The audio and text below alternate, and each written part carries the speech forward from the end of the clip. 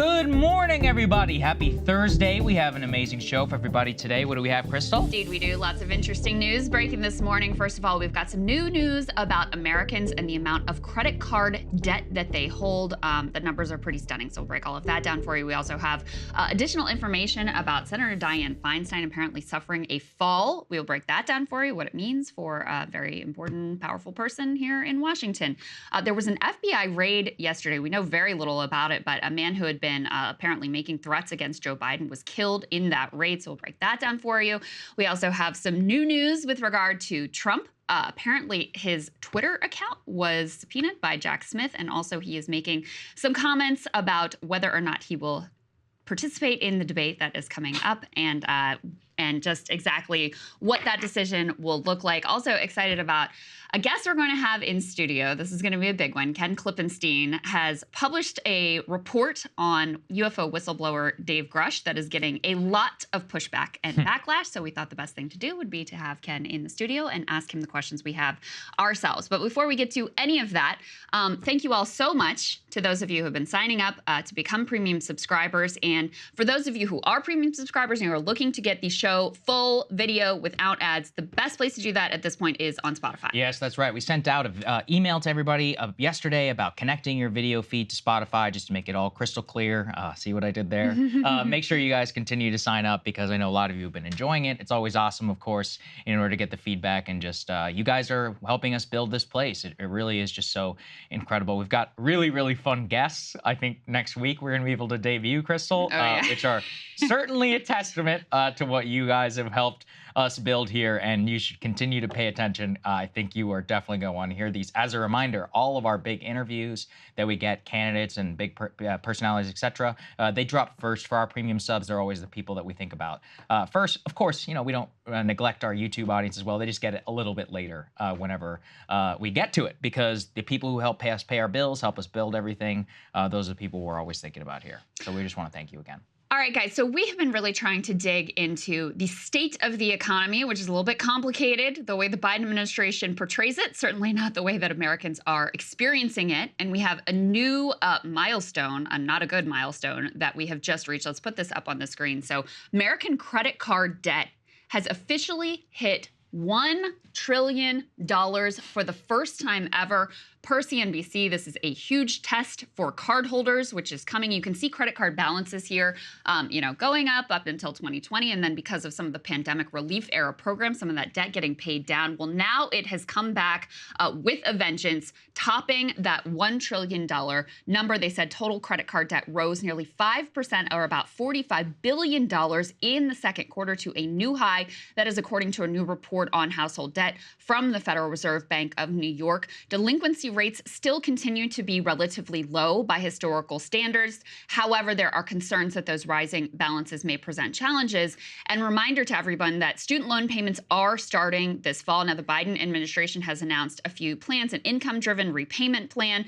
Biden's still trying to cancel student debt, some other relief measures for borrowers, including a 12-month on-ramp to repayment to try to soften that blow. But nevertheless, the fact that you have these historic rates of credit card debt and you have student loan payments coming back into effect this fall could be a very dangerous state of affairs for a lot of Americans. Let's go ahead and put the numbers up on the screen from the New York Fed. They put up this helpful GIF on Twitter or X or whatever the hell it is now, showing the levels of debt. I mean, you can see that red swath there, that is student loan debt, $1.57 trillion. I mean, that is truly astonishing. You can see the credit card debt there. That's the orange, rising to $1 trillion. Auto loan debt, $1.58 trillion, and other at $0.53 trillion. So Americans really increasingly loaded up with debt and needing their credit cards just to be able to make ends meet. It's a huge problem. One of the things that they point to in the New York Federal Reserve report, they say, quote, compared to other debt categories this quarter, credit card balances saw the most pronounced worsening in performance following a period of extraordinary low delinquency rates during the pandemic. Now, the other problem, though, is that while credit card debt is the most pronounced, they still say auto loans rose by $20 billion, an upward trajectory. The volume of newly originated auto loans and leases was $179 billion, reflecting the high dollar value of originated loans, aka cars cost way too much money right now, and people have to take out huge loans if they want to be able able to even get a car. Mortgage balances actually are unchanged from the previous quarter, but not because not for a good reason, like people are paying it down, but because people are just taking out way fewer mortgages and because they're slowing home prices. Because no one can buy a house. It's too high. So basically, debt on almost every measure right now is disaster. I mean, the credit card debt increase combined also with, we are going to have student loan repayments come any month now that they start to kick in. That's a couple $100s a month, even more so. That people are 20-something million Americans, maybe even more, are going to have to start having to pay down once again, reducing their overall household expenses. Then they've got what's going on in terms of inflation, wages not keeping up with that or very slightly keeping up with it as of I think this quarter. And so what do? You go with the credit card. And the sad part is not just the balances, people are opening a ton of new credit cards. I mean, they say here that the number of accounts has expanded by 6 million. Just in the last quarter, Crystal, 6 million new credit cards taken out to a current number of 578.35 million credit cards. The aggregate limits on these cards have actually increased by 9 billion and now stand at 4.6 trillion. So people increasing their credit limits, taking out new cards, basically to try and load up, if they're not able to get what they can off of a single one. And, I don't think it takes a genius financial advisor to figure out. It's like most people, whenever they do go into credit card debt, it's not, 1 or 2 months. We're talking about years of their life before any of this stuff even begins to get paid down, if it does at all. And we have some statistics about exactly that. Let's put this up on the screen. This is from Yahoo News. They compiled some of the statistics about what they describe as the state of debt in America. Let's put this next piece up on the screen. So you've got 30% of Americans who have between $1,000 and $5,000 in credit card debt. 15% have $5,000 or more in credit card debt, and about 6% have more than $10,000 in credit card debt. Let's put this next piece up on the screen that breaks those numbers down further. They say although 6% could seem like a small amount, that means that based on these survey results, 14 million Americans have over $10,000 of credit card debt.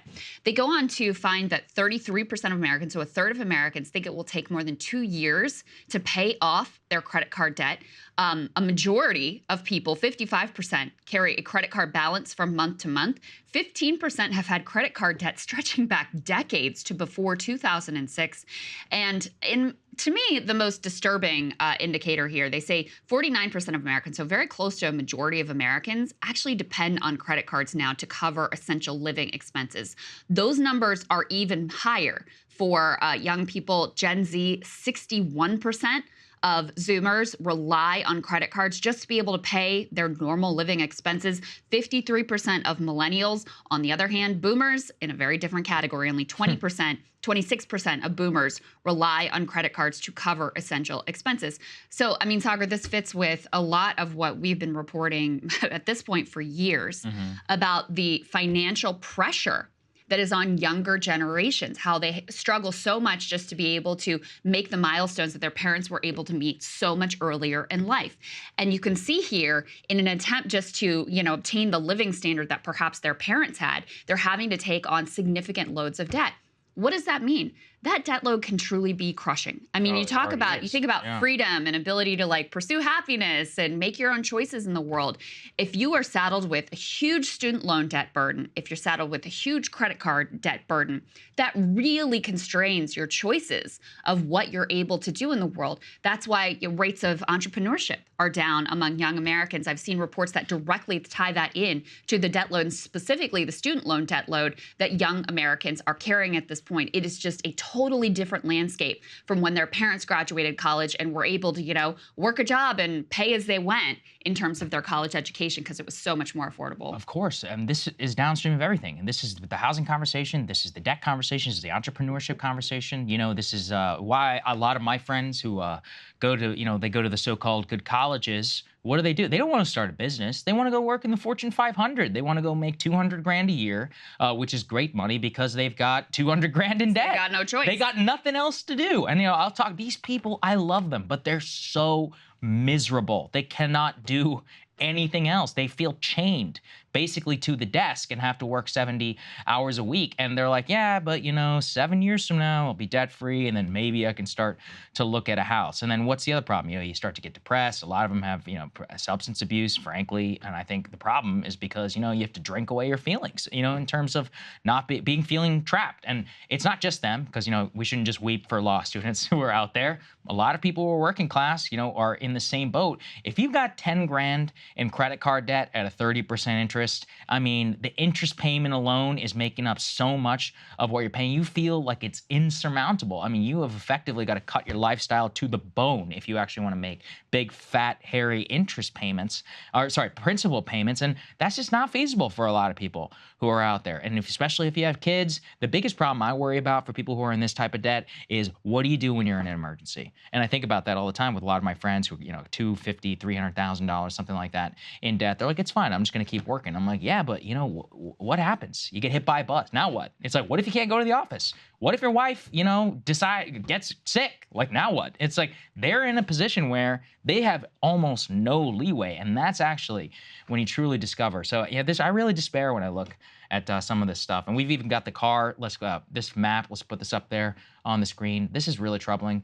This shows you that more than 1 in 5 shoppers in Texas and Wyoming have a monthly payment over $1,000 a month just in the second quarter, largely driven by the purchases of large trucks. But if you take a look at that, you can actually see the percentage of state residents paying $1K per month. I mean, we're talking about nearly an average of 15, 16%, almost 20% in some of these states. That is not an insignificant sum. Chris, we're talking about 12 grand a year post-tax, just spending on your damn car.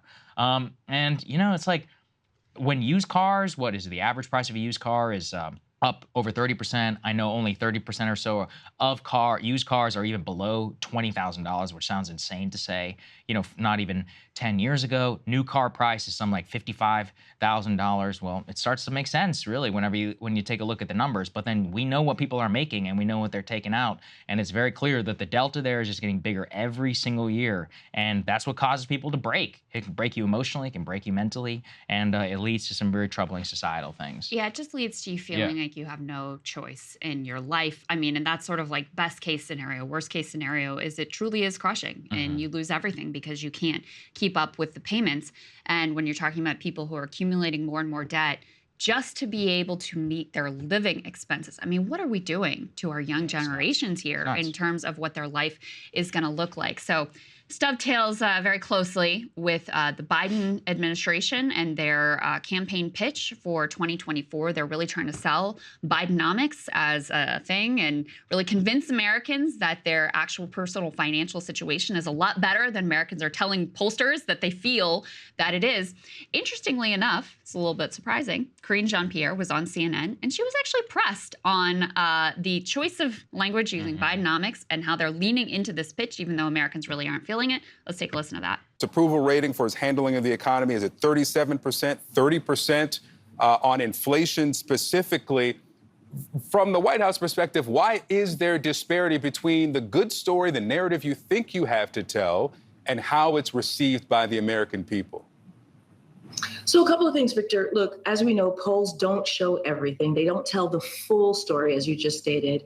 And we have to remember, if you look at where we were back in the fall of 2022 during the midterm elections, when the president delivered a historic midterms for Democrats, when we think about how, as a Democratic president, he delivered a victory that we hadn't seen in decades, right? And he led that messaging throughout those months going into November. And we are in a stronger position now than we were back then in the fall. And so that is important to note. Look, there's a lot going on in this country, and we understand that, Americans are coming out of a pandemic. We're dealing with a lot when you think about the economy. But here's the thing. This is a president who has spent the last 2 years turning the economy around. You hear us talk about Bidenomics. You just mentioned how we're doing this West Coast swing, talking directly to the American people about how wages are actually going up, about how inflation is going down over a long, extended period of time, more than 12 months. That is important. Let me ask you about something here, that the branding, you just used the word, we have it on screen, Bidenomics. We know the polls show that people are pretty sour, at least half American people are sour on the economy. Isn't that just dangerous getting closer to the election if things take a downturn? If, as the CBO predicts, unemployment will get closer to 4.7% by election day, that you've got a narrative now of Bidenomics and things going in a certain way, but that can quickly turn in the opposite direction. Why literally fuse the president's name with the economics that Americans aren't very happy with? Well, here's the thing. Bidenomics is indeed working when we say that you look at the data, right? Cost is going down, right? We think about inflation. When you think about wages going up, that is Bidenomics. Look, the president has always believed, not just as president, but as vice president, as a senator, that we need to build an economy that is building from the bottom up, middle out. That's actually a good question. Why literally fuse his name with economics when people are like, I feel like the economy is absolutely terrible? I hate the economy, so I'm just going to go ahead and tie myself directly to said economy. I don't know, man. I really don't understand this one, Crystal. I mean, this is one where it's an active choice to try and spin it. My only analysis can be that they seem to believe a lot of the stuff that is out there. And I mean, I just think they're fundamentally misreading the electorate. Actually, if you go and you look at a lot of the midterm data, people did say that inflation was one of their top choices. It's just that they were willing to forgive it because they were so upset at the GOP about abortion. Yeah. And they were upset about Stop the Steal. It's not that they're like, yeah, you're doing a great job. I mean, really what you should do, I don't even know what you should call yourself. Like, you should just be like, I'm going to do Roe and that's it. Like, that's all I'm running on. If I were Biden, that's what I would do. The economy's terrible. I don't have a particularly good foreign policy record to run on. You know, my approval rating is second lowest except for Jimmy Carter at this point. So go again. I've got one popular thing and a supermajority on my side for the ballot. It's Roe versus Wade and abortion, as evidenced by what's happened in Ohio. That's it. That's my whole election campaign. Yeah. This is a choice. This is like a choice to shoot yourself in the foot. It's just nuts. I mean, and listen, the voters are saying thus far that maybe you don't need an affirmative economic vision. The theory of the case from the Biden people is like the other side is so bad that they're just going to vote for us anyway. And, you know, we've had a bunch of these special elections. They all have basically gone in the Democrats' favor. They've outperformed by 10 percentage points on average, partisan leaning in each district. That basically held in Ohio as well in this abortion-related referendum. But to get back to the economic piece here, you know, for people to understand how the top line numbers can look one way and the reality for people can look very, very different. So the White House does have numbers that they can point to. You know, unemployment is really low. There have been a lot of jobs created. I mean, of course, that came out of the COVID recession. So the expectation was that hopefully there would be a lot of new jobs created. Inflation has cooled over the past several months. And actually, we're set to get some new numbers on inflation today as well. So we'll get to see how things are looking there. But if you look at the story of what has happened over the course of the Biden term, you initially had a lot of action on the economy. And that's why when we showed you that chart of people's debt load, it actually went down quite significantly during the early years of the Biden presidency, because there was a lot of action that helped ordinary people. The story of his presidency has been the gradual rolling back of all those protections and supports. Student loan debt coming due again this fall is exactly a case in point of exactly that. So the experience that people have had over these past few years is of their financial situation increasingly becoming more and more precarious. And of course, inflation plays into that as well. So that's why you can have some of these top line numbers that are like, oh yeah, Karine Jean-Pierre can talk about these top line numbers and it sounds really good. But what people are actually living and experiencing is a totally different scenario where every month things are getting a little bit tougher. And Biden has chosen to try to sell what he's already done versus try to lay out an affirmative vision of what he will do. Now, again, I'm not saying that this is going to mean he's going to lose re-election.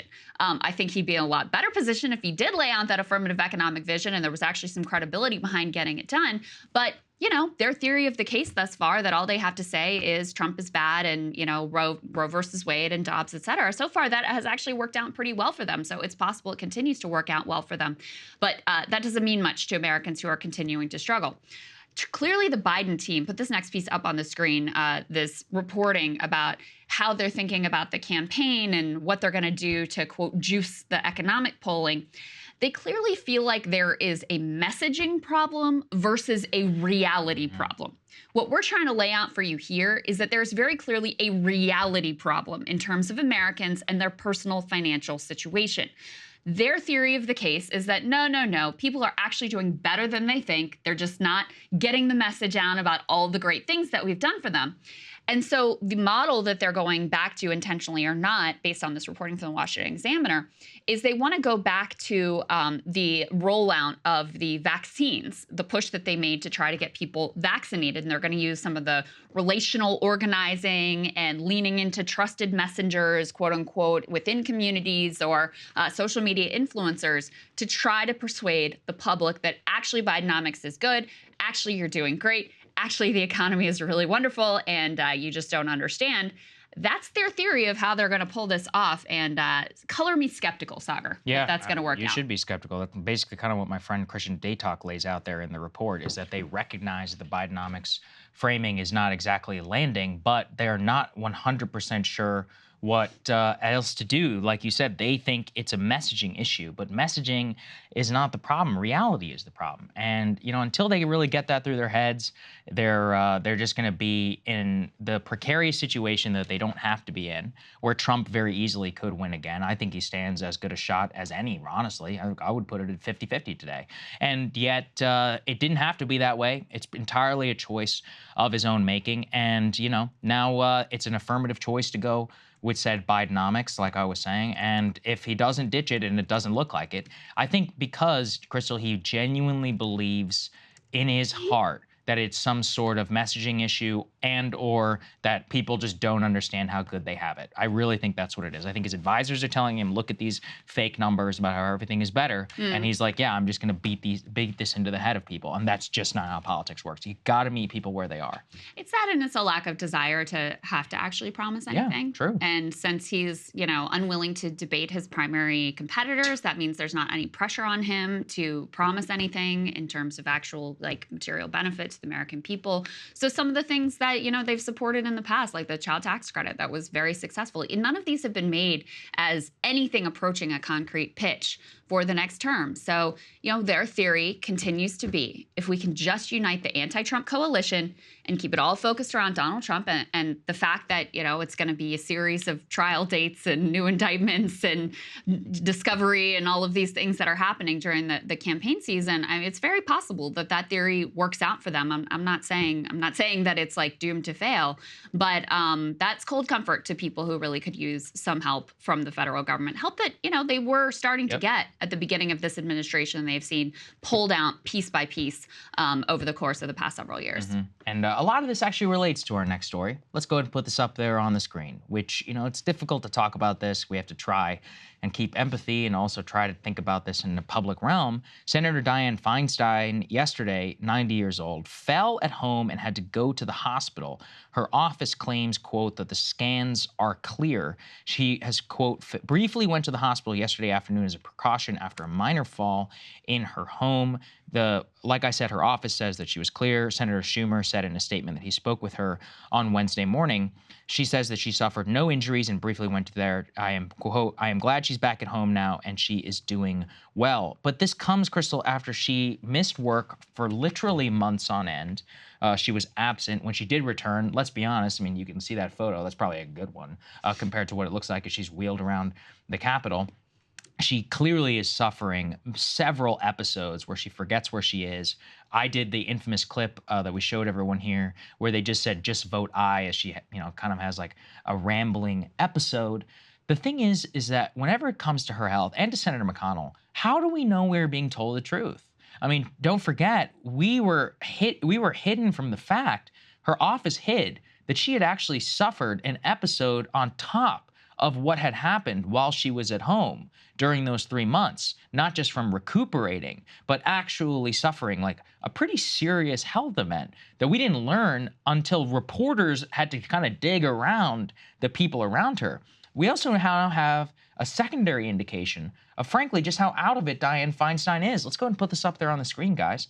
She has currently ceded the power of attorney to her daughter, okay? She has ceded power of attorney to her daughter in what effectively amounts to like what is it, like an inheritance dispute after her very rich husband passed away. Basically, the power of attorney is to her 66-year-old daughter, Catherine Feinstein, to help handle the legal battles over her late husband, Richard Bloom's estate. Basically, Catherine Feinstein, the only child, is at odds with the other 3 daughters of a previous marriage over the ownership of a luxury beach house owned by Feinstein. If only we were all so lucky, honestly, to be able to feud with our step-siblings over something like this. The point, though, is that she does not have the mental capacity, it seems, to deal or to represent her own financial interest in this case and is willing to turn it over, and yet wants to represent some 40 million people, the state of California, in the United States Senate. Can we think of 2 twin news items which should, at the very least, in the eyes of what 100% of the American public, just be like, you gotta go. I'm sorry. You know, you can't be here anymore.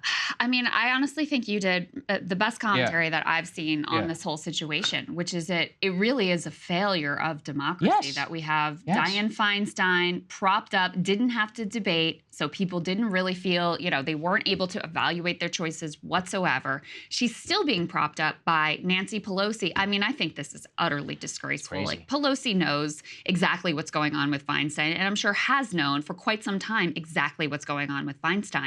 But she's using her as a pawn in order to try to get her chosen successor, Adam Schiff, who's like one of the worst Democrats in Congress, into her Senate seat. And the backstory here, for those who haven't followed this, is Gavin Newsom has said if Dianne Feinstein were to retire and there was a Senate opening, he would appoint a Black woman into that seat. That Black woman very likely to be Barbara Lee, who is running in the Senate primary against Adam Schiff and against, by the way, Katie Porter. So in order to forestall that from happening, Pelosi has tried to prop up Feinstein and keep her in place in spite of the fact that, I mean, this is an insane situation. She can't trust herself. She can't be trusted to handle her personal financial affairs, but she can cast votes on massive, like, multi-trillion-dollar Pentagon budgets and the like. This is pure insanity. And it's not an accident that the fact that we have this incredibly aged Senate, like historically old by our country's standards, comes at a time when you have a total democratic breakdown in terms of people being able to evaluate their choices, in terms of the influence of big money in politics, in terms of this isn't relevant to the Senate but relevant to the House, in terms of gerrymandering and all of these other pieces that have conspired to keep power out of the hands of the people. That's how you end up with someone like this in such a position of incredible power when, you know, if you poll Californians, if you certainly poll the nation, this is not what they want to see in terms of their representation. It's not right. It's just not right in any sense of the word. You got somebody here who is clearly, you know, and this is, we've also talked about this. At this point, she is probably so far gone that it's not really on her as much as it once was. Although I do still think she has a titanic ego for hanging on, at least getting to this point. It is now an indictment of all the people around her, of her 66-year-old daughter, of her, you know, staff who was around her, Just Vote Aye, of all the senators who are covering this up on our behalf, of Governor Newsom, and of all these people. I mean, Ro Khanna, to his credit, is basically the only guy, an elected member of the Democratic Party, who's like, I'm sorry, you gotta go. All right, like we thank you for your service, but like, you got to walk here. It's not fair to your constituents. And I've laid it out here before, you know, because senior senators like this are immensely powerful people if they want to be. You can work on behalf of your constituents. There are 40 million people who effectively have no real advocate. And everyone's like, oh, but her office can handle it. Sorry, I know how it works. Senators are on the phone all the time. California-based company needs a trade exemption or something like that. They employ, let's say, 100,000 people or whatever in the state. They've basically got to go to Padilla, he's a junior guy. He has no senator. He's no seniority. Yeah. They don't have the adequate representation that they deserve, in my opinion. Every American citizen deserves that, to have somebody fighting on their behalf as an elected representative. So I think that to me is what really bothers me. And like you said, this is all around so that you don't want, you don't want a progressive to be in the Senate. Yes. Like let's be honest here. She wants that's her why. Toady, who is like also a stooge of the deep state and was like the worst Russiagator in this whole town, has to be him. Can't be Barbara Lee, can't be Katie Porter. Right. Has to be him. It is crazy. It is absolutely crazy. And, you know, the American people, the voters in California, they didn't vote for Pelosi's staffers to represent them. Right. I mean, sorry, not Right. Pelosi, Feinstein. Feinstein's Yeah, you're staffers right. to represent them. They voted because they thought they, you know, it was basically hidden from them, the reality of this situation. And now they're having very much buyer's remorse, but don't have an opportunity to do anything different. Sure, can the office run on autopilot? Absolutely. Is this anything approaching representative democracy? Absolutely not. And when you pair it with, you know, the troubles that Mitch McConnell is having and the overall age of the Senate, it is a really sad state of affairs and a sign of a decaying empire that we live in here. Absolutely. Absolutely right. Okay, let's go to the next part here. Really crazy story that happened and unfolded all throughout yesterday. The FBI shot and killed a man in a raid in connection with threats against President Biden while President Biden is in the West and traveling. This incident occurred in Provo, Utah. Let's go ahead and put this up there on the screen. Craig Robertson was shot and killed during this FBI raid that happened on early Wednesday morning as part of investigating threats against President Biden that were made on social media. This was done by the FBI in Salt Lake City and the office that they have based out of there. They said, quote, "In accordance with FBI policy, the shooting incident is now under review. As it's an ongoing matter, we have no further details to provide." He was facing actually 3 counts, according to the complaint: interstate threats, threats against the President of the United States, and influencing, impeding, and retaliating against federal law enforcement by threat. Some of the social media posts here by Mr. Robertson are particularly troubling. Let's go and put the next one up here on the screen. You can actually just see some evidence. I mean, look, it's not illegal to have guns, but he was posting them in a manner, he says, quote, "When this government crumbles under its own evil and corruption, food, water, and arms and ammunition will be necessary to survive. 9 words you don't want to hear from government, and we are here to help." Photos of himself in full body armor. The actual thing, though, and we don't think we're able to show these to you, but they are the actual threats, Crystal, that he made on Facebook. The threats themselves were pretty troubling because they included really not only threats against President Biden, but also like, "Hey, FBI, are you listening? If you are, let me know so I can have a gun or weapons like ready to meet you." But you know, we do still have a lot of questions around this incident. It's like, this is an early morning raid. It's kind of an older man. I mean, was he expecting said, raid? Like, what are the details here as to why, like, this ended up resulting in a death? And of course, this also happened while the president is traveling abroad. Like, what exactly was going on here? So, yeah, I mean, it's just a sad situation right now. He's an elderly gentleman. I mean, I'm not defending the guy. Like, he's posting openly on Facebook being like, "I want to kill the president," and then posting, things with like his guns and body armor and all of that. But we still have to do some scrutiny here on the official side of the story. Like, how did this all go down? Was this even necessary? What exactly was the search warrant like? Was he being arrested? Like, right. What's the circumstances here of this? What's going on here? Yeah, and did he? I mean, was he holding a gun? Did he shoot at you? Right, exactly. Was it justified that? I mean, don't make threats against the president. The threats that were made were very specific. He said, "I heard Biden is coming to Utah," which is where this man lived in Provo, Utah, digging out my old ghillie suit and cleaning the dust off the M24 sniper rifle. And there were other threats that were very similar. And I think the reason that, they ended up trying to apprehend him in this raid was because usually for a threat to be credible, there has to be some specificity to it. So the fact that Biden was coming to Utah and he's talking specifically about, threatening him in the state of Utah is probably what led them to take this action. But an FBI raid for threats is one thing, but there's no indication thus far. They haven't indicated that anyone who was involved in the raid was injured. He had posted some threats to the effect of like, "Oh, if the FBI shows up, I have my guns loaded." Is that what happened? There are just still a lot of questions about how this all went down and the circumstances that led to this man who should not have been making threats against the president, but this man ending up dead. Yeah, that's the odd thing about it is, I want to be clear here. He was posting some pretty crazy stuff. Like, here, let me read you one. Alvin Bragg, "I'm headed to New York to fulfill my dream of eradicating another George Soros 2-bit political hack spelled wrong. DAs, I am be waiting in the courthouse parking garage with my suppressed Smith & Wesson MP 9mm to smoke a radical fool prosecutor that should never have been elected.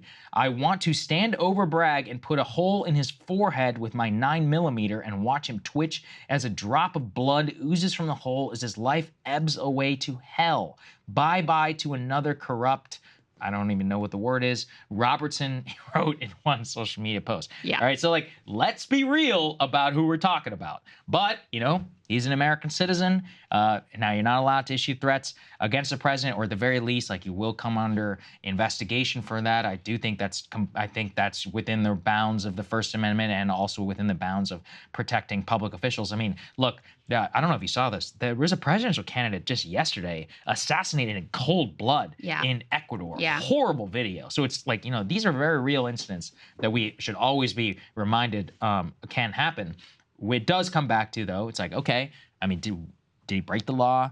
I mean, lawful firearm owner, it's Utah, posting stuff is not necessarily illegal. It's like, so did you come in, like, were weapons drawn? Do you have body camera footage? You know, these are all important things I think that they're going to have to come forward on. And honestly, the media is going to have to demand this. We're going to have to issue some FOIA requests. Like, we got to make sure we actually get to the bottom of this. Like, is this all, you know, by the book, et cetera, as despicable as some of these statements are? Yeah, I mean, it appears to me that he probably broke the law. Did he deserve to die for his threats against the president? Right. You know, again, there are a lot of questions that we had. It could be that, you know, these agents truly acted in self-defense, that he did come, as he indicated in some of his posts, with his weapons blazing. But, you know, the fact that there's been a real silence on the side of the government here, you know, only further heightens the questions that we have about this incident and exactly how it all went down. So, yeah, it's one to you know, keep our eye on and see if we get any further information about exactly the circumstances here of how this all unfolded. Yes, that's exactly right.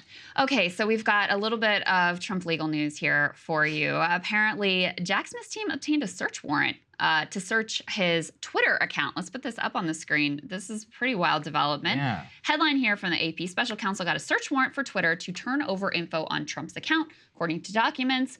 There was also a fine that was levied. Put this next piece up on the screen. $350,000 fine that was levied against now X. I really am sort of like resistant to using that company name because it's irritating to me. I'm but not anyway, gonna use it. Yeah, $350,000 fine against Twitter for missing the deadline to comply with this search warrant. Details were included in a ruling from the Federal Appeals Court in Washington over a legal battle surrounding the warrant that is played out under seal and behind closed doors for months. The appeals court rejected Twitter's claim that it should not have been held in contempt or sanctioned. So looks like in the same way that, you know, they get search warrants to look in someone's house or whatever, they obtained a search warrant to have access to Trump's Twitter account. I presume that means DMs and all the rest, to try to find out anything that was relevant with regard to his actions with regards to January 6th and anything else that they're investigating. Because that's the other thing, Sagar, is we have word now that the grand jury that has been meeting in D.C. that handed down these latest indictments of Trump over January 6th,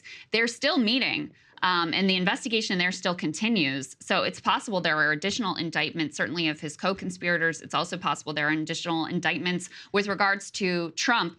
And specifically, some of the reporting indicates they're still looking into some of his fundraising practices. And we've, of course, covered here the way that they, you know, at best, really misled people about what their money was going to with regard to the Stop the Steal efforts, et cetera. So, you know, this is very much an ongoing investigation. Yeah, let me tell you something. Of all of the investigations, that's the one I would actually like to see because the fundraising one, insane. Yeah. I mean, you know, look, I understand First Amendment law, fundraising, and all that, but watching old people who really believe this stuff get milked out of their hard-earned Social Security and savings money, you know, to go quote-unquote fight on behalf of the president, who then spends it on a bunch of legal bills not related to that, that really pisses me off. You know, I don't care what. Look, it's their money; they can do what they want. But you know, it doesn't sit right with me, especially knowing how so many of these people not only trust him, but trust so many of the media apparatus that kind of amplifies this stuff. But I am curious. I did not fully understand why the Twitter account needed to have a search warrant. That was the only thing I keep coming back to, because I'm like, it's all public record. Are you looking for like behind the scenes like logins, like as into like who posted the tweets? Are we looking at his direct messages? Well, it could be his I mean, I just assumed it's the DMs. So I was wondering that, but you know, from my limited interaction and knowledge of how the presidential Twitter account, he did not really used to reply to DMs. I'm not even sure he fully even knew how to do it. I mean, I can tell you, I can't go into all the details, but I have actually watched some of these presidential tweets get drafted while I was interviewing Trump, funnily enough. And he doesn't post them. Let me just put it that way. Some of it even includes paper in terms of editing things before they are then sent out. Yeah. So I just didn't understand, like, what are we trying to glean here from said Twitter account? I'm a little confused by it, too. The timestamps are public, you know? Right. It's like, what are we looking for? Yeah, well, and we don't have any public indication that he did go back and forth with people on DMs. I mean, that doesn't mean that it's impossible that there's nothing there, but I'm not sure what they were looking for here either. And then there's also a question about, you know, is it appropriate for the government to be issuing search warrants and, you know, being able to look at people's social media accounts? I mean, I would say in the same way that you can get a search warrant to search someone's house or their documents or whatever, like there are situations where I do think it is appropriate. The problem comes when these search warrants become just like rubber stamps for whatever the government wants for whatever reason without a lot of scrutiny as to whether or not this is actually required. Does this meet this standard? It's hard for me to say at this point. I have no idea. You know, I mean, in terms of that, I do think there should be a special consideration here, and we are talking about the president of the United States. We are, or a former president of the United States, and who actively only used his Twitter. You know, this is an important consideration. He only used his Twitter account while he was actually president of the United States. Hasn't he used it really since then, and has since been on Truth Social. What exactly, you know, were prosecutors looking for here? There's also the interesting angle here about the fine that Twitter was forced to pay, which, you know, let's go and put this up there, please, on the screen, which says that the judge levied a $350,000 fine on the company for a delay actually in complying. So, you know, not clear yet exactly like why the fine was levied, what exactly the delay was. It also kind of comes back to a recent promise by Elon Musk that they're going to cover the legal expenses of anyone who incurred a firing or a problem from, you know, their Twitter account. Like, I'm assuming he means like normal people who were canceled because of tweets, but immediately Donald Trump Jr. was like, hey, I've got a pretty big case for you, you know, if you want to go ahead and cover those legal bills. So it is an interesting like legal fight and or machination. I mean, the biggest headline from it really is just that it happened at all. Not even like, we don't know what they were looking for. We don't know why and all of that. Just the fact that it happened itself is, you know, really enough in order, I think, to talk about and speculate as to why. Trump has responded, of course. He says, just found out that crooked Joe Biden's DOJ secretly attacked my Twitter account, making it a point not to let me know about this major hit on my civil rights. My political opponent is going crazy trying to infringe on my campaign for president. So he is certainly seizing on that. And he's referring to the fact that prosecutors actually were able to receive permission from the judge not to tell Trump for months that his account had been taken over, basically, and was being searched by the government. So they kept it secret from him. They argued that it would seriously jeopardize the ongoing investigation by giving him an opportunity to destroy evidence, change patterns of behavior, or notify Confederates. That was the justification for keeping this action secret from Trump. So that is about everything we know about that one. All right, so that's what we got.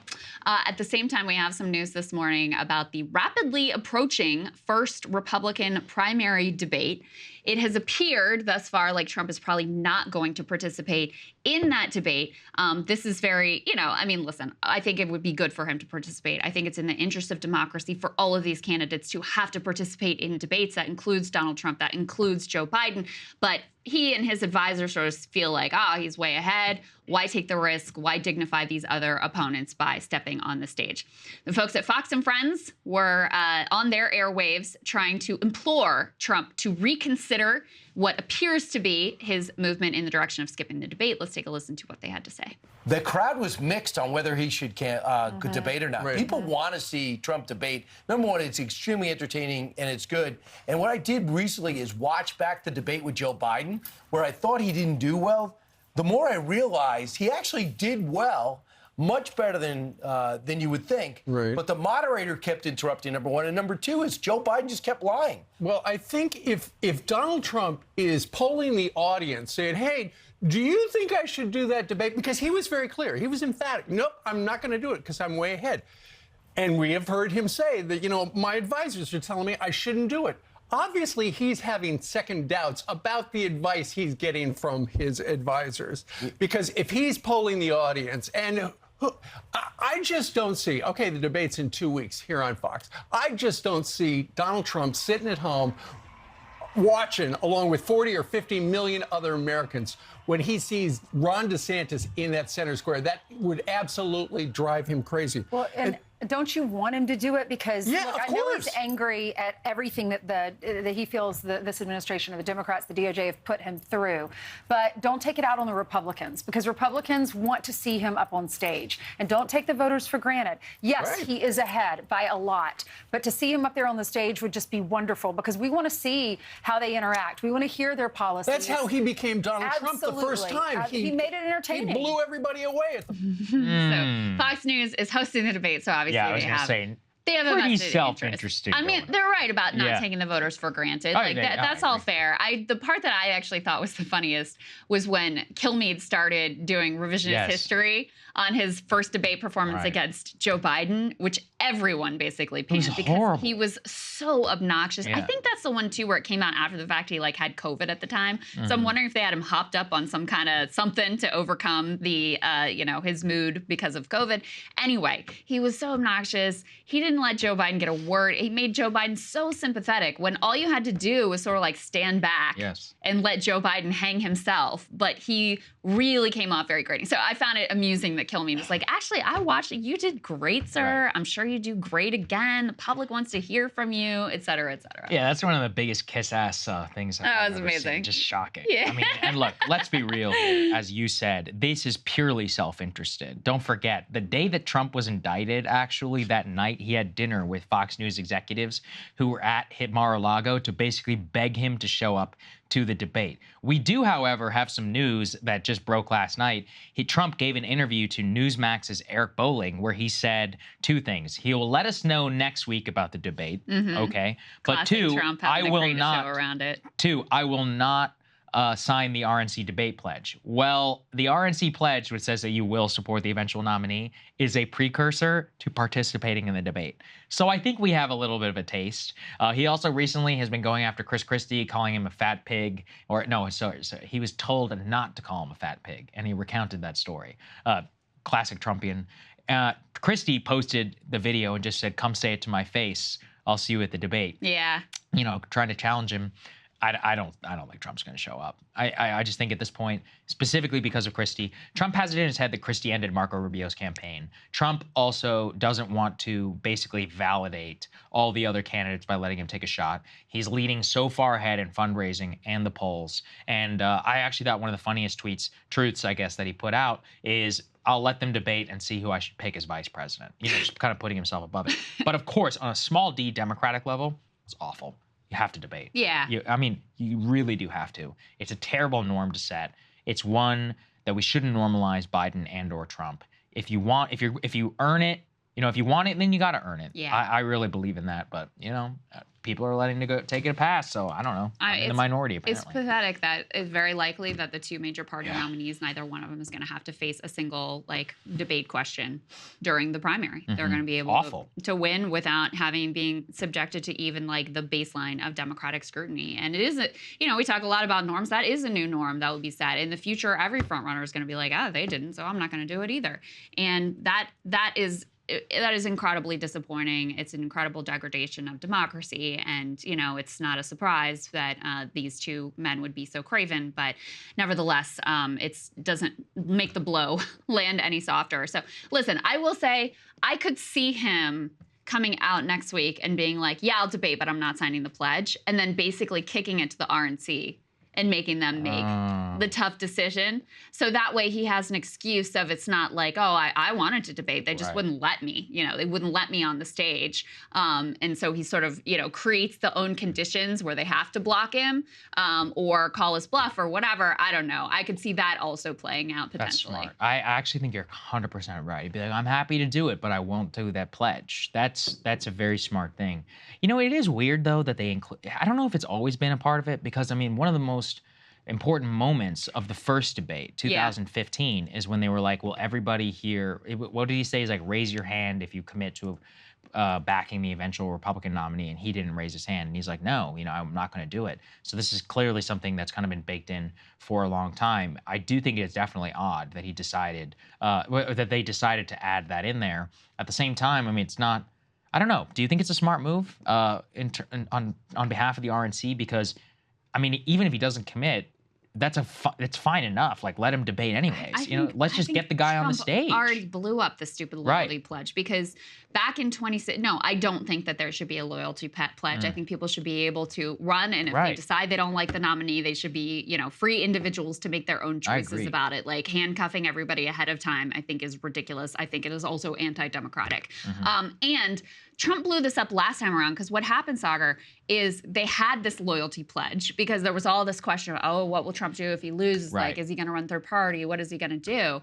And he signed the pledge and then immediately was like, nah, I'm not really going to follow this thing. So then what's the point? Which is, so that's what Chris Christie has been saying, because Christie has no intention of backing Trump if Trump ends up being the nominee. So what he's been saying when he's asked about the loyalty pledge is, I will take the loyalty pledge exactly as seriously as Donald Trump did last time around. So he's technically signing it, but basically throwing out there like, yeah, I think this is garbage and I'm not really going to abide by it in the same way that Trump got away with not abiding by it last time. So yeah, I think the loyalty pledge is BS. All right, well, we'll see what happens. Yeah. We certainly will. As Trump used to say, we'll see what happens.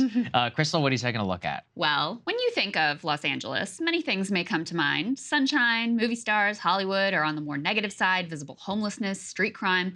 But this year, LA has been ground zero for something quite surprising. A working class revolt. In the latest example, 11,000 city workers actually went on strike on Tuesday of this week, bringing some city services to a complete halt, slowing others. We're talking about lifeguards, sanitation workers, custodians, mechanics, groundskeepers, and more, all walked down over low wages and understaffing. As one airport custodian told the LA Times in rather succinct fashion, it's more work for less money. But these LA workers are far from alone. Their brothers and sisters across the city and across industries have been revolting in an extraordinary year that has seen more nationwide strike activity than almost any other year this century. Nurses, dock workers, hotel workers, they have all staged strikes or work stoppages. They are now joined by the workers at the heart of this company town, the writers and actors who make our favorite shows and movies, and the ones who are just struggling to get their foot in the door of their own Hollywood dream. They are all out on strike demanding a stake in the future of their industry. There is no city in America facing anywhere close to this level of worker rebellion. Partly, it's because LA actually has decent union density, so workers are already organized for collective action. But if you listen to what the workers are telling reporters about why they had no choice but to strike, there is a common thread running through each of these actions, and that common thread is housing. The total unaffordability of housing in the LA area has made it impossible for workers to be able to get by on their wages. It's immiserated them with multi-hour commutes, pushed them in some instances into literal homelessness. Joe Martinez, a city worker on strike this week who works servicing construction equipment at LAX, he told the LA Times that he lives 90 minutes away from his job because it is the closest place that he can possibly afford. And yet, he actually considers himself lucky, because a lot of his fellow workers, they have even longer commutes. This, of course, takes them away from their family, their communities, drains their wallets and their souls, by the way, as they sit in mind-numbing traffic. According to Martinez, quote, "We want to get respect from the city to go back to the bargaining table. Our biggest thing is cost of living." In a report on the hotel workers' strike, Alex Press documents how automated management apps are being weaponized to bring in unwitting scabs in an attempt to break that hotel workers' strike. One of those who was summoned by app to break the strike was a man named Thomas Bradley. He immediately dropped his shift and joined the picket line the moment he realized he was being used like a pawn to try to hurt other workers. Joining the striking workers was no small thing for Bradley either, who had struggled to find employment in the hospitality industry in spite of him being trained and credentialed for the work. It's a complaint that's shared by many Black workers who are trying to get a foothold foothold in the hotel industry. Bradley's joblessness had pushed him from precarity into actual homelessness. And when he showed up for that shift, he was living out of his car. Unite Here Local 11 co-president Ada Briseño explained that this precarity is shared even by many of her members who do have a job. Quote, there's a new thing that I'm hearing from my workers. They are sharing by shift rooms in a house. If you work in the PM, you get to sleep there in the AM. And if you work in the AM, you get to sleep in the PM. They actually rent a room by shift. It is incredible that we are in this crisis in this country. The union has now since helped Bradley get a job as a banquet runner at the one hotel which was able to come to terms before the contract deadline. The housing crisis has also taken center stage in the Hollywood shutdown as well. An anonymous studio executive said the quiet part out loud when he told reporters that he and his fellow execs wanted to weaponize this housing affordability crisis to force writers to accept a bad deal. The end game is to allow things to drag on until union members start losing their apartments and losing their houses, a studio executive told Deadline. Acknowledging the cold as ice approach, several other sources reiterated the statement. One insider called it a cruel but necessary evil. Now, LA is at or near the top of every list that I looked at of the least affordable cities in the country. This, of course, is thanks to a combination of astronomical housing prices and comparatively low wages. When you add the sprawl, traffic congestion, and poor public transit, you can easily understand why the entire workforce is at its wit's end. LA is also among the worst cities in the country for income inequality, as superstars and executives live lives of incredible luxury. And the workers who make the whole place go commute 4 hours just to barely scrape by. Could also, guys, be a canary in the coal mine. It's not like the rest of the country is doing so great on housing prices. Nearly 2/3 of major metros just saw their housing prices hit record highs. Meanwhile, mortgage rates are at a near 23-year high as the Fed has pushed interest rates up at breakneck speed. These two factors together, housing prices and mortgage rates, have made housing the least affordable that it has ever been. And while the news has somewhat improved in recent months, it is not like wages have come anywhere close to keeping up with these ever-escalating housing prices. In other words, don't be surprised if the LA workers' revolt is coming to a city near you. And so I was reading all these stories, and I was thinking, what is the connective tissue here? It is not an accident that all of this strike activity, more than half of all the strike activity in the country this year, has happened in LA. Yeah, I mean, you laid it out exactly why. I mean, it's a miserable situation to be sitting in. I can't imagine sitting in traffic, 90 minutes or 2 hours each way, 4 hours. You're sitting there and then you're burning gas and then you're barely able to even afford your rent while you get there, and then you have to work for subpar wages. That's ground zero. We've also seen LA has a lot of problems in terms of housing affordability, and it's really entirely almost a problem of supply, because a lot of the rich neighborhoods that we're talking about have lobbied heavily against any new housing. And then, it's not a surprise also that you've got like record amounts of crime, homelessness, and all of that mass affordability, that's the exact kind of conditions that are set. Go back, 100 years. It doesn't take a genius to figure out what the fertile ground for strike is. This is exactly what it looks like. Yeah, that's exactly right. And LA is, kind of the leading edge of this stuff. And because they do have decent union density, makes it prime for workers actually being able to assert themselves and be able to try to get a better deal. But this is a nationwide issue. I mean, the lack of affordable housing is a problem in almost every major metro city in the country. So I only expect this trend to continue. Yeah, no, I think you're exactly correct. All right, Sagar, what are you looking at? Well, 2 announcements on Tuesday evening absolutely rocked the sports entertainment world. One, Penn Gaming is partnering up with Disney sports juggernaut ESPN to launch an ESPN betting app pushing the Disney property fully into the world of online gambling. But 2, Penn Gaming is divesting entirely its ownership of Barstool Sports into the hands of Dave Portnoy, making him the sole owner of the company. Both announcements in their own right are titanic. Together, they tell us a lot about the state of the media business today and what the future looks like. Let's start with Barstool, a brand that I've always loved and continue to admire. Portnoy revealed some of the reason for why Penn has decided to part ways with Barstool. Let's take a listen to that interview. We did this deal about 3 years ago, and I think both parties are like, we're going to take this thing to the moon. And we underestimated just how tough it is for myself and Barstool to operate in a regulated world where gambling regulators, the New York Times, Business Insider hit pieces, fucking with the stock price. Every time we did something, it was one step forward, two steps back. We got denied licenses because of me, you name it. So the regulated industry, probably not the best place for Barstool Sports and the type of content we make. Okay, so basically, Barstool's controversy, aka the reason why it is popular, is the reason that Penn Gaming had to divest itself from Barstool.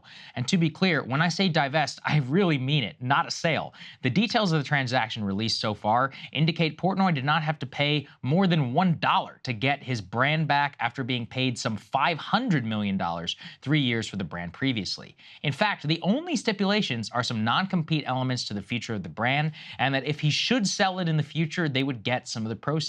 He quickly put that to rest, saying he would never sell it should he die. He will just get the brand over to one of his trusted associates. There is a whole other monologue to give about what an incredible deal that is to make, but I want to focus on the actual substance of it. What we're really learning here is a profound lesson in freedom and what it takes to be a good media company in 2023. Barstool was a liability to Penn Gaming because of the controversy it generated.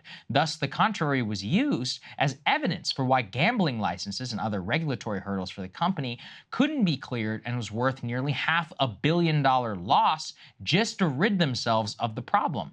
And as I immediately reacted to the Portnoy comments, any truly free media brand cannot be connected to a larger entity.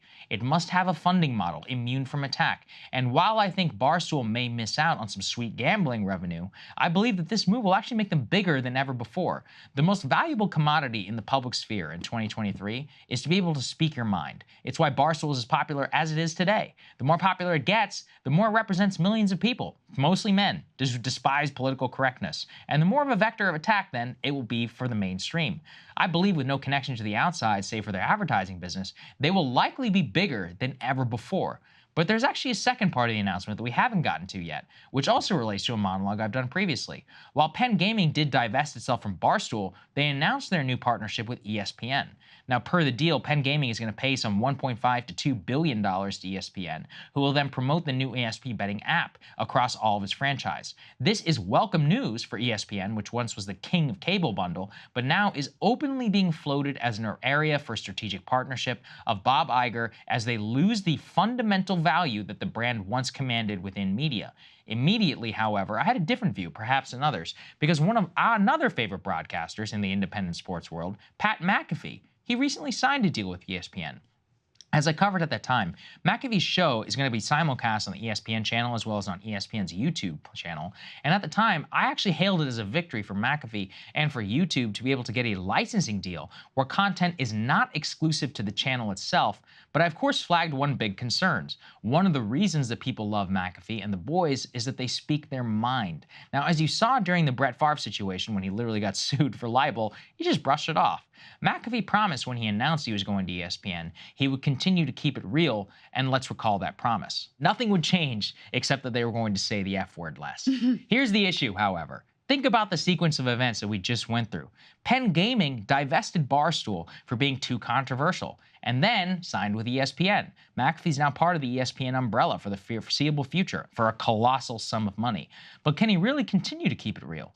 Obviously, time is going to tell, but it certainly doesn't bode well for that promise, regardless of what I believe are his very good intentions. It reveals the exact reason why this show is independent, because we had to learn the hard way. Corporate control, what it looks like, how enemies won't target you, they'll just go after the larger entity, and they try to that employs you to try and compel your behavior.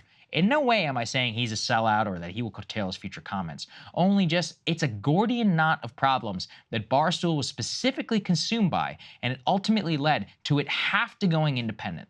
Ultimately, I believe the sequence of events truly defines what the future of all entertainment will look like. Those who are attached to larger brands and regulated industries will always have to toe at least somewhat the establishment line. They will be sanitized involuntarily, but they get paid big bucks for sanitization.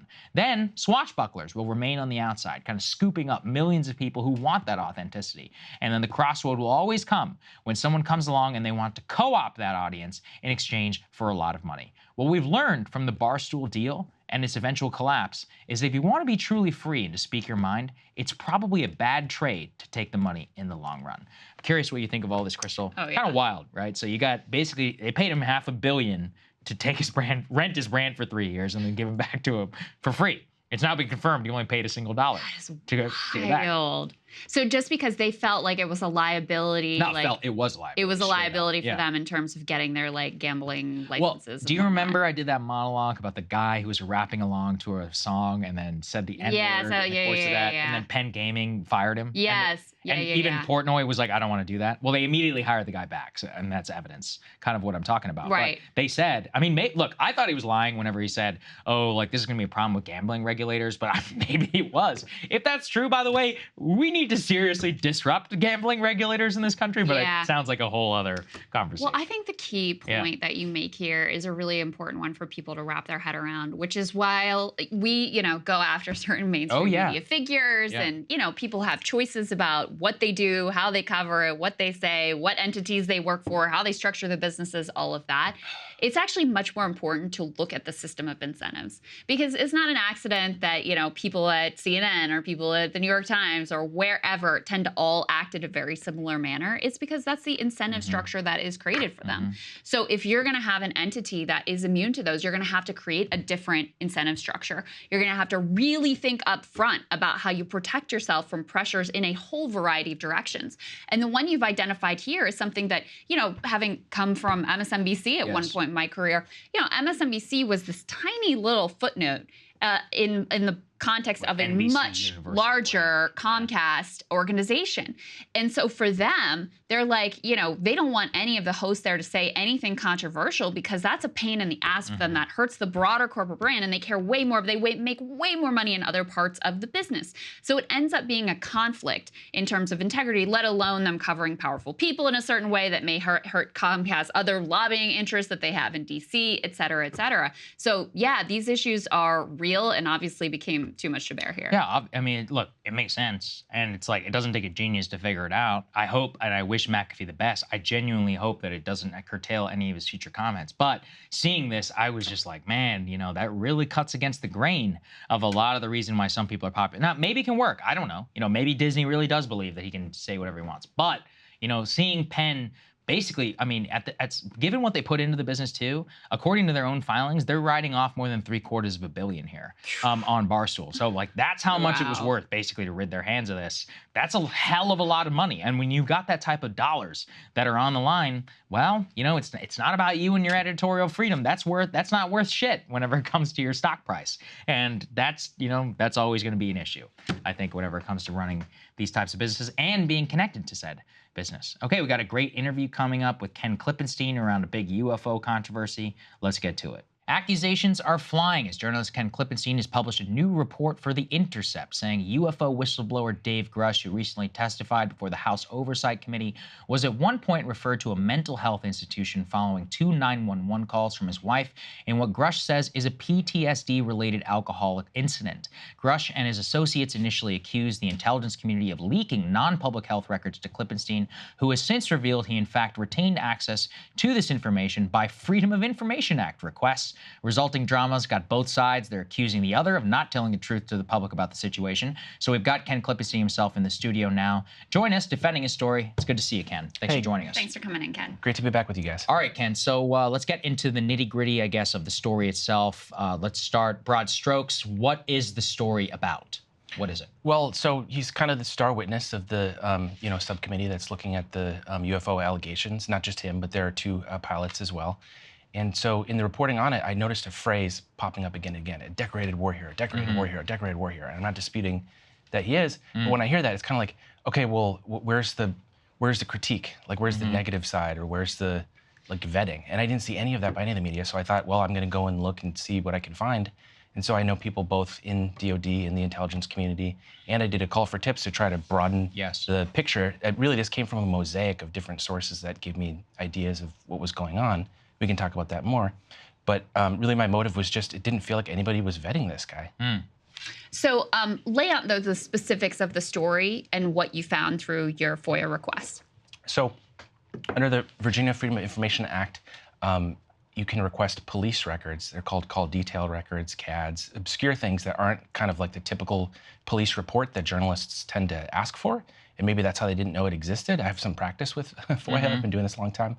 So when I got these back, it was 2 different incidents reported by his wife and previous wife, in which he had gone, in the second case that was in 2018, I think, he had gone into it's described as like an angry, drunken rage where he was suicidal, asked his wife to kill him. She called police, said that the guns were locked up, and then he was placed in a mental facility where after he was assessed and then released, I think, a day later. Got it. And this happened 2014, 2018? Both. Yeah. Okay.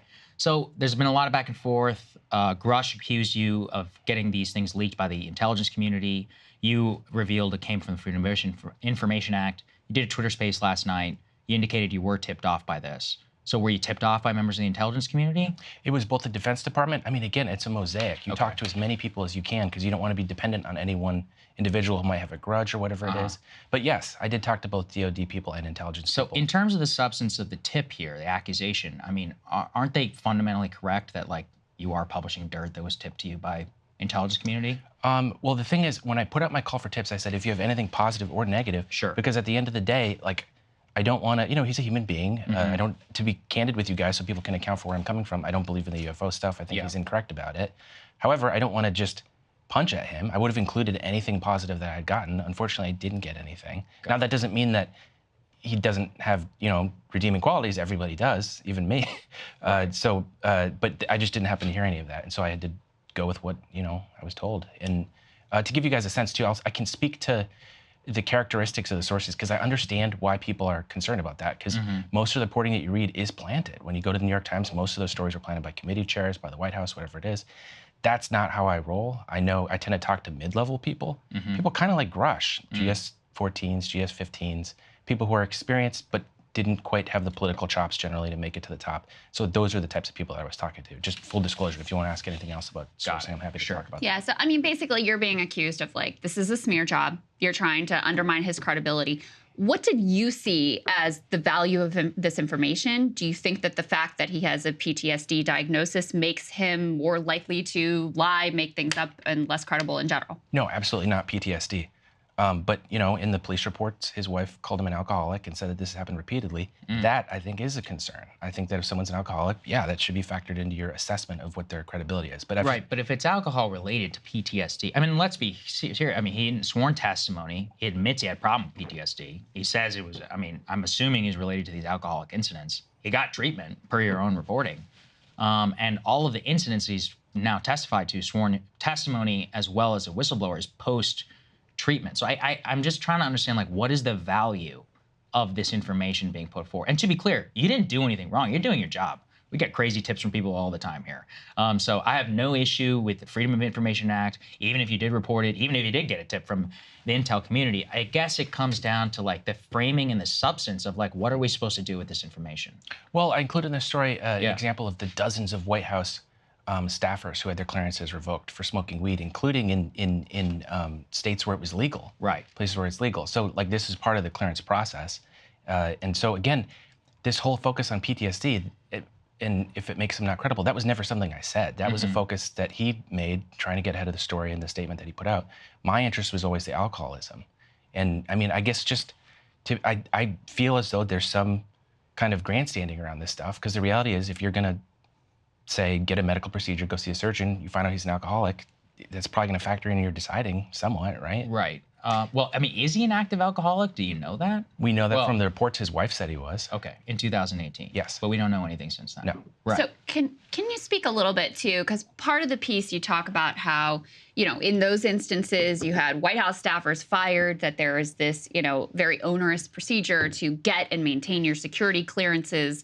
In this instance, you know, they knew about these police interactions and what had happened with regard to his wife at the time. They knew about the allegations of alcohol abuse, all of this stuff, and yet he was able to maintain his clearances. Do you read something nefarious into that, or is that an indication in his direction that, listen, they knew everything and they still thought that I was trustworthy enough to maintain these very high-level secret clearances? That's what he said, and I think there's something to that, but there's also something of boys club. I don't mean in a gender way. I mean in like a senior level people tend to look out for each other. I quoted someone as saying that, and that was the general frustration of multiple people that I talked to, was feeling like they described this guy as unreliable, and they were frustrated that this stuff that they knew about was not being accounted for, and they were seeing the descriptions I was describing before. Decorated hero, decorated hero. Right. They didn't feel like that was the whole story. I guess what I'm confused by is you're telling me this, but you don't quote any of these people in the story. The only facts that you can really attest to in the story are FOIA, and obviously the tip. And again, zero issue with that. But don't you think that's the actual relevant part? I mean, why aren't you quoting people on background and people who work for him who said he's unreliable? You're saying it here. I think that's fine. I mean, obviously, sure, it's a public forum, but the way that it's being read, and I have to be honest with you, I respect your work, but the assemblage of the facts here, it does kind of read as a smear job. You're basically like, he had a PTSD incident, or he says it's a PTSD incident. He had 2 alcoholics. You quote 2 people who basically say, he's full of it. You only quote 1 expert who says that the UFO hearing is a travesty. And I mean, one of the things I really don't understand is how many conversations we had about Pentagon spinning us, but you're credulously citing the explanation, the 1990s explanation on Roswell, and credulously quoting like Susan Go, who's the Pentagon spokesperson, who said that he's full of it. I mean, why should we believe these people? Do you understand what I'm saying? The assemblage of the facts in your story, yes, taking it as like, this guy's a liar. That's what I think that's a good instinct. You don't want to side with the institutions, but I think you also don't want to reflexively oppose them. I'm not saying that you're doing that. I think that, I have that tendency too. But again, these are not monoliths. The DOD, I'm not talking to the public affairs officer, I'm not talking to the senior executives. I generally try to go out and get a sense of like the mid-level kind of like rank and file people, because I think they tend to tell a more honest story. You talk to the politicals and it's just ridiculous. I agree with you. I think you're doing the right thing. And I've always, I've stood by a lot of your work, but I'm like, why aren't any of these people quoted then? Why aren't you quoting these people? Well, essentially, the reason that I did the FOIA was because they're kind of describing it as unreliable. I'm thinking, well, do I want to just use this sort of innuendo? Or can I try to substantiate it?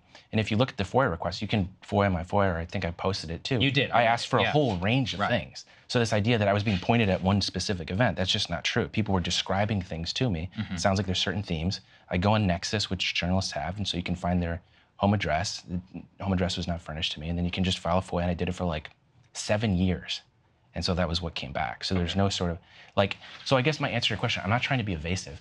Like, I did talk to intelligence and DOD people, but the way in which that influences the reporting is a little bit more subtle than I think that the discourse gives credit to. It's not like they're pointing you at one specific event. They give you a sense, and then you use that to go and use other methods to try to substantiate. I don't want to belabor the point, but just so I'm clear in my head of kind of the timeline, you were seeing the coverage of this hearing. Yes. You took issue with the fact that, he made extraordinary claims.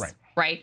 And they're secondhand claims, and he hasn't produced publicly any evidence outside of his own testimony, which was being backed up by his personal reputation and credibility. You're frustrated by the fact that there doesn't seem to be a vet on the other side.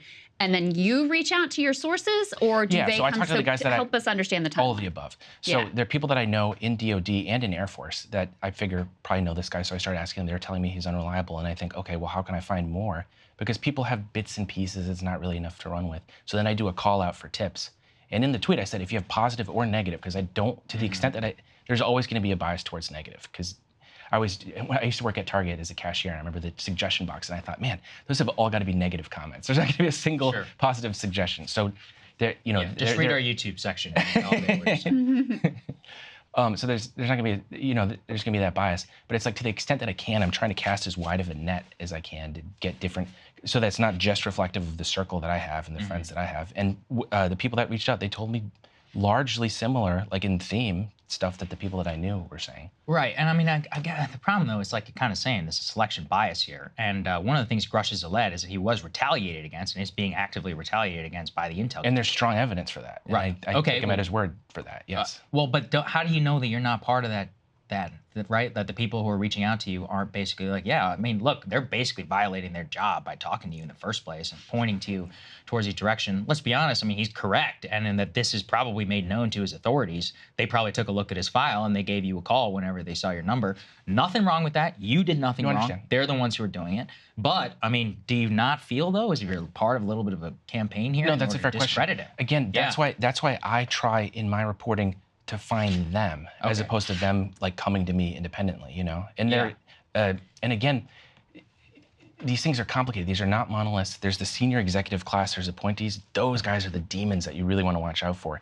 And so, I mean, the people that I talked to clearly didn't like him, and they didn't believe him about the UFO stuff. And so, insofar as that is a motive, that's true. Sure. You know, I want to be very frank about that. Yeah, right. But it's a little different than like a Biden administration appointee being like, "This is embarrassing. We have to destroy this guy." It's so the concerns are fair, but I just want to point out that it's different. So, do you think that he's lying? Do you think he was misled? Do you think that, you know, there's some sort of motive for him to, because, you know, with whistleblowers, this comes at great personal risk. I'm sure this is not a fun experience for him. I'm sure it's not fun to have these things in the press and this type of personal scrutiny in some of the worst moments of his life dragged out in front of the public. So what sort of a motive would he have for not being honest and direct with the public? I mean, around these issues, it's probably just embarrassing. And I don't necessarily even fault him for not being more forthcoming about it. I blame the media. I'm talking about why would he come forward with inaccurate claims to start with the sort of things that he testified to? What would he stand to gain? There's a range of claims he makes, and I think a lot of them are probably true. Where we depart is when he says that it's space aliens or that we've recovered. But the idea, I know from my sources, and I think parts of this are public, there is a UAV recovery, crash recovery program. There is constantly retaliation against whistleblowers. I know that because I work with them and there's data on this. It happens when you report something to the Inspector General, there's a target on your back. So I totally take him at his word on that. And his lawyer was a former Inspector General of the IC, very respected person. I know people that know him. All I've heard was good things. So the whole retaliation thing, I assume that's true. They don't like people going to Congress and reporting things. No. You know, again, where we depart is the specifics. I also think it's true that there is a UAV crash recovery program. I just think just because you don't know and can't recognize what the technology is, that doesn't necessarily mean it's extraterrestrial. Right, but why don't you present evidence to that fact then? I mean, How you do don't you believe it. Like, you say you don't believe him. I mean, listen, I don't know whether I believe him or not. To me, it's just extraordinary whenever you're before Congress, you're telling this under sworn testimony. I'm like, okay, well, I want to hear it from the other guy. Sean Kirkpatrick says it's not true. To me, that's great. We got two people under sworn testimony. They say it's not true. Why don't you put forward a story then being like, yeah, he's wrong. You know, the people are lying. Or, you know, I mean, I used to do this for a living. You can quote these people and be like, Grush colleagues say he's a liar. Grush colleagues say that he's completely not true. I mean, this is where I just don't understand. Well, I'm in a difficult position because it's like, yeah. I don't want to, I mean, again, I disagree with them, but it's like, I want to rely on stuff that is really easy to substantiate. Like FOIA. Documents, and his wife too, current wife, not just ex-wife. If I'm just going off of stuff that people don't like him said verbally, it feels kind of like a smear, you know, like kind of unfair. And so it's like, I get where you're coming from, but it's like, put yourself in my shoes. Like, how would you navigate these kind of vague descriptions, you know? Yeah, I don't know, to be honest with you. I guess so I'll come back to this, but on the alcoholism point, you keep talking about that. Yeah. I mean, so is it not a mental health issue then? Like, is it disqualifying in your mind? Being an I mean, first of all, we don't know if he's an alcoholic, because why, Right. You know, And who he knows says what people say He on says he's recovered 911. from PTSD. He says he's recovered from PTSD. His best friend killed himself, according to him. I know for a fact he served in Afghanistan. You know, these are pretty traumatic events. Millions of veterans kind of suffer the same thing. So, I mean, are you saying that's disqualifying for the entire story? Like, that's what I think a lot of people are upset about. Yeah. I don't think it necessarily is disqualifying. I think it might be. I mean, that's kind of why I put it out. People can look at it and decide what they think. I certainly don't want to have, like, it's crazy to have a blanket rule. Anyone who has a substance abuse issue should not be. That's clearly You're right. false. And look, this man is asking us to believe something. He's asking us to believe understood testimony. And crucially, as you said, his reputation is what he said. It's a totally legit question. I'm more like, well, what are we supposed to believe here? And what's the implication? I mean, I just think it's more. I mean, people want to paint. Not saying you're doing this with this broad brush of it's false. It's and there are specific components to his claim. There's specific parts to his claims, and you know, his own lawyer, who I mentioned before, that law firm that's representing him has said that the reporting around the contents of his disclosures has been inaccurate, and I've never seen a lawyer do that in relation to, you know, stuff about a client, and so I think there's clearly something that's a little bit off here. And as to, you know, people disagree about what those details might be, but it's a spectrum of claims that he's making, you know. Last question from me, at least for you, Ken, is are you working on are there additional reporting pieces you're fleshing out right now? What should we be expecting? Yes, I'm interested in industries interested in these kind of things, because you talked about the Pentagon's interests, which those are reasonable questions to ask, like what are Ken's and why are they telling him these things? But there's a whole nother interest group, which is aerospace, which has its own set of interests in making the public think certain things about not just UFOs, but aerospace phenomena in general. And so my hope is that can, and a lot of these representatives in Congress that staff the committees get money from these aerospace firms. So are you saying that this is like a psyop by the defense contractors? I'm just trying to be clear on what you're out. I mean, so Crystal asked me before, if I had to guess, I bet he believes it. I bet it's sincere. People tend to believe what they're saying. They tend to. Yeah, I agree. And you know, I mean, it's not untrue. He was a decorated war hero. Right. That's not. You know, so I assume he believes what he's saying. I'm not someone. I hate this word grifter. People throw this word around so loosely. You know, it's like, how do you know someone's heart? You can't. No, right? you can't. So, I think it's fine to present the facts. Like I said, I mean, I'm just reading this story, and you're like, you only quote 2 people, Jack Murphy and then this other guy. You're citing Roswell credulously. No offense, but like that's crazy. That's like citing the JFK record and saying that that's the definitive norm here. I mean, when I'm reading this, all I'm supposed to take away is like, all right, you know, alcoholic, PTSD, guy's got mental health, 2 experts. You didn't present the other side. So do you see why people took an issue with it? I understand. Yeah. I mean, to some extent, I'm in a position where it's like everyone is doing the decorated war hero, all this stuff. And it's kind of like, well, now my job is I have to try to give people stuff they haven't gotten. Okay. Do you know what I mean? Yeah. I'm just trying to be totally candid. You can talking. Maybe that's bad, but that's right. I'm just trying to give you an insight of my thought process of what it is. Well, I think people can take away from this what they will, and at the very least, I think it helped me understand kind of where you're coming from. A lot of other people, like I said, have questions. People watch this show, and I appreciate you coming on. I know it's not the easiest thing to take questions like this, so thank you. We appreciate it. My pleasure, guys. Thanks, Ken. Good to see you. We'll see you guys later.